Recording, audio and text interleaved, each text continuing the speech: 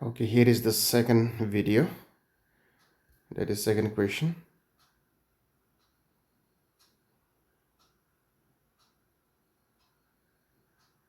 तो हमें यहाँ पे देखना है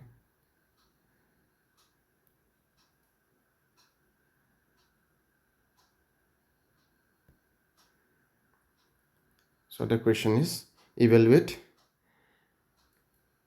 Laplace inverse of 1 by s square under bracket s square minus a square. So यहाँ भी in the same manner let us consider the first function fs is 1 by s square. तब क्या हो जाएगा आपका ft जो है इसका Laplace inverse हो जाएगा. So here it is equal to Laplace inverse of 1 by s square. तो आप ये already formula मालूम है, it is t by 1 factorial. So it is equal to t. ये हो गया. अगर ये समझ में नहीं आता है तो आपको ये फॉर्मूला एक बार देखना है. Laplace transform of t to the power n is n factorial by s to the power n plus 1. तो इसका हिसाब से होने से Laplace inverse of 1 by s to the power n plus 1 जो है t to the power n by n factorial हो जाएगा. So again the second function here is gs. So it is 1 by s square plus a square. So this implies gt is equal to this Laplace inverse of 1 by s square minus a square. तो ये आप already मालूम है sine hyperbolic का है. तो it is equal to sine hyperbolic a t by a. तो ये now by this theorem we know that this Laplace inverse of fsgs it is equivalent to the integral 0 to t fu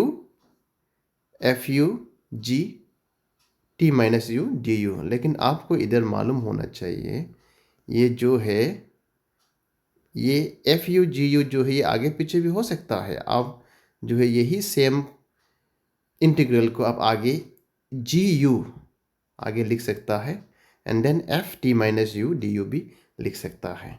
मैंने last class में बताया था ऐसा भी कर सकता है. So by this theorem this becomes Laplace inverse of आप एफ एस जी एस के जगह में ये वैल्यू डाल देना है तो ये आ गया. तो अभी now here F U means as we know that F T is T. तो ऑब्वियसली आपका एफ यू जो है u हो जाएगा और इसके बाद जी टी माइनस यू जो है साइन हाइपरबोलिक ए टी का जगह में T minus you by A D U हो जाएगा. Okay, so in this way this is equivalent to this. तो अभी यहाँ पे अब देखा जाए तो 1 बाई ए को आप बाहर कर लेगा, ये बाहर हो जाएगा. लेकिन अंदर में आपको क्या करना है, नाउ यहाँ आपको इंटीग्रेशन बाय पार्ट्स अप्लाई करना है क्योंकि फर्स्ट फंक्शन सेकंड फंक्शन है. This is integral of product of two functions. तो आपको यहाँ पे इंटीग्रेशन बाय पार्ट्स अप्लाई करना है. तो आपको इधर ध्यान देना है फर्स्ट फंक्शन किसको लेना है और सेकंड फंक्शन किसको लेना है. ओके, तो इसका जो प्रोसीड्यूर है वो सेम रहेगा आपने जो क्लास 12 में पढ़ा था. तो यहाँ पे देखा जाए तो फर्स्ट फंक्शन जो u है और सेकंड फंक्शन जो है साइन फंक्शन में है. तो अब u को ही लेना होगा क्योंकि u का डेरिवेटिव जो 1 बन जाएगा तो first function we have to take u. तो इन दिस वे ये ऐसा हो जाएगा हमें. तो यहाँ कोई दिक्कत तो नहीं होना चाहिए. तो अभी क्या होगा आपको यहाँ ध्यान देना है, integration of sine hyperbolic a t minus u का वैल्यू जो है ये हो जाता है minus cos hyperbolic a t minus you by ए.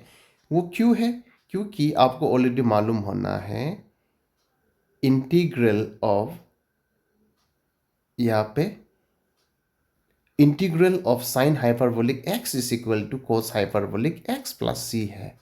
ये आप मालूम है. एंड सिमिलरली आप ऑलरेडी मालूम होना है कि integral of cos hyperbolic x भी आपका साइन हाइपरबोलिक एक्स प्लस सी हो जाता है. तो इन दिस वे आपको इधर आगे बढ़ना है यहाँ तक एंड देन u का डेरिवेटिव जो है 1 बन जाता है, ये आप मालूम है. तो इसी तरह ये सॉल्व करके आप क्या करना है, अभी यहाँ से a को यहाँ ले कॉमन ले लेगा तो -1 बाई ए बाहर हो जाएगा. तो अभी ये लिमिटिंग वैल्यू जो है 0 से लेके t अप्लाई करो तो क्या हो जाएगा, ये यहाँ पे आपको you will gate cos hyperbolic 0। वो क्यों है? क्योंकि यहाँ पे t माइनस यू है, तो u का जगह में t होने से t माइनस टी बिकम्स 0, तो कॉस हाइपरबोलिक 0।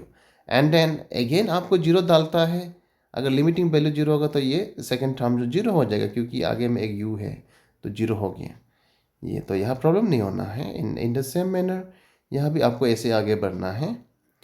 तो ऐसा हो कि कॉस हाइपरबोलिक 0 का वैल्यू जो 1 होता है आपको ऑलरेडी मालूम है, तो ये t सिर्फ रह जाएगा, तो माइनस टी बाई ए आ गया। माइनस 1/a अगेन आपको ये इसका इंटीग्रेशन करना है, cos hyperbolic a t minus u का, तो obviously you will get sine hyperbolic a t minus you by a मिलेगा। लेकिन इधर क्या है, अंडर में t माइनस यू है। t माइनस यू को आप वेरिएबल को चेंज करना होगा। u को आप x में या किसी कुछ वेरिएबल में चेंज करके फिर आपको सॉल्व करना है। जैसे सिंपल आप इंटीग्रेशन करते हैं, तो ऐसा होने से यहाँ पे माइनस साइन है तो माइनस यहाँ पे इन्वॉल्व हो जाएगा। तो इन दिस वे आपको वैल्यू डालना है and you will finally you will get this value. तो इसमें ज़्यादा तकलीफ नहीं है।